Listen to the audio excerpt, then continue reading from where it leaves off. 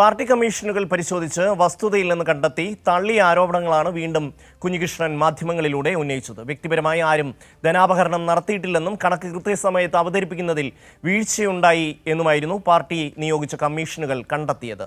ഉന്നയിച്ച ആരോപണങ്ങൾ ശരിവെക്കുന്ന ഒരു തെളിവ് പോലും ഹാജരാക്കാൻ കുഞ്ഞികൃഷ്ണന് സാധിച്ചില്ല.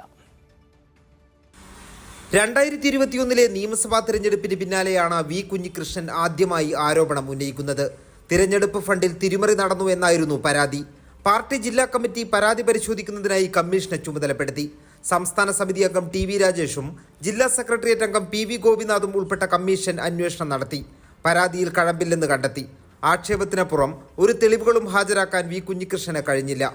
അദ്ദേഹം ആ പറഞ്ഞതിന്റെ കൂട്ടത്തിൽ തന്നെ പറഞ്ഞല്ലോ, തെളിവ് ഹാജരാക്കാൻ വേണ്ടി തനിക്ക് കഴിഞ്ഞില്ല, അതുകൊണ്ട് കമ്മീഷന്റെ നിഗമനങ്ങളെ അംഗീകരിക്കുന്നു പറഞ്ഞല്ലോ. എന്താ കമ്മീഷന്റെ നിഗമനങ്ങൾ?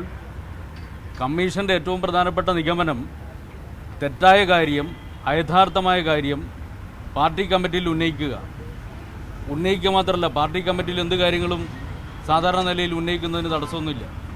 പക്ഷേ ഉന്നയിക്കുക മാത്രമല്ല, ഉന്നയിച്ച കാര്യം പിന്നീട് വാർത്തയായി പുറത്തു വരിക, ഇതാണല്ലോ കമ്മീഷൻ റിപ്പോർട്ടിൽ പറഞ്ഞത്. അപ്പോൾ അക്കാര്യം അംഗീകരിച്ചു എന്ന് പറഞ്ഞാൽ അദ്ദേഹം ചെയ്ത തെറ്റ് അംഗീകരിക്കും, പിന്നെ അതിനേക്കാൾ അപ്പുറം വേറെന്താ വേണ്ടത്? പിന്നാലെയായിരുന്നു ധനരാജ് ഫണ്ട് തിരിമറി ആരോപണം. ഈ ആരോപണവും പാർട്ടി പരിശോധിച്ച് വസ്തുതയില്ലെന്ന് കണ്ടെത്തി. വി കുഞ്ഞികൃഷ്ണൻ കൂടി ഉൾപ്പെട്ട ഏരിയ ജില്ലാ കമ്മിറ്റികളിലാണ് ഇഴകേറിയ പരിശോധനയും ചർച്ചകളും നടന്നത്. അതിനുശേഷം നടന്ന പാർട്ടി സമ്മേളനങ്ങളിലും ഈ വിഷയങ്ങൾ ഉന്നയിക്കപ്പെട്ടു. കുഞ്ഞികൃഷ്ണൻ പാർട്ടി വേദികളിൽ ഉന്നയിക്കുന്ന ആരോപണങ്ങൾ അപ്പോൾ തന്നെ മാധ്യമങ്ങളിൽ വാർത്തയാകുന്നതും പാർട്ടി പരിശോധിച്ചു. തെറ്റുപറ്റിയെന്ന് കുഞ്ഞികൃഷ്ണൻ തന്നെ ഒരു ഘട്ടത്തിൽ ജില്ലാ കമ്മിറ്റിയിൽ ആത്മവിമർശനം നടത്തി. വിഭാഗീയ ലക്ഷ്യത്തോടെയാണ് അടിസ്ഥാനരഹിതമായ ആരോപണങ്ങൾ ഉന്നയിക്കുന്നതെന്ന് കണ്ടെത്തിയതിനെ തുടർന്ന് വി കുഞ്ഞികൃഷ്ണനെ ജില്ലാ കമ്മിറ്റി ശാസിച്ചു. തുടർന്നാണ് ജില്ലാ കമ്മിറ്റി യോഗങ്ങളിൽ നിന്നും വിട്ടുനിന്നത്. ഒടുവിൽ നിയമസഭാ തിരഞ്ഞെടുപ്പ് പടിവാതിൽക്കൽ എത്തി നിൽക്കെ ഒരു മാധ്യമത്തിന് കൃത്യമായ പദ്ധതി തയ്യാറാക്കി നൽകിയ ദീർഘമായ അഭിമുഖം. അതേസമയം കുഞ്ഞികൃഷ്ണനെതിരെ പയ്യന്നൂരിൽ വ്യാപകമായി പോസ്റ്ററുകളും ബോർഡുകളും പ്രത്യക്ഷപ്പെട്ടു. പാർട്ടിയെ വെല്ലുവിളിക്കുന്ന ഒറ്റുകാരനെ നാട് തിരിച്ചറിയും എന്നാണ് പോസ്റ്ററുകളിലെയും ബോർഡുകളിലെയും വാചകങ്ങൾ.